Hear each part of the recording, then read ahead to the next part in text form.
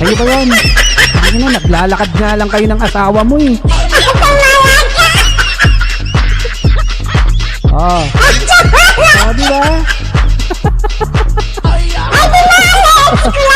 Hambog lang yan. Mag-open ka ng camera, kirat. Pakita mo ang pera mo. Kaya na, di ba Kojik dapat nagyayabang ka, ipakita mo. Oh, hindi yung kukuda ka ng kuda dyan. Di ba? Na kesyo, kung mayayaman, hindi na dapat magtatrabaho. Pusing ina ka. Di ba? Lahat ng successful na tao, ano yan, mga workaholic yan, hindi nagsasawa sa trabaho. O kagaya ngayon, ako businessman na ako.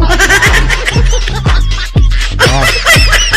Sa dami ng negosyo kong yan, makakapagpahinga pa ako. Tanga ka. O bukas pag nag-live ako, mga ibang negosyo pa. May naiisip pa kami ng admin ko kung ano pang mga negosyo ang itatayo namin.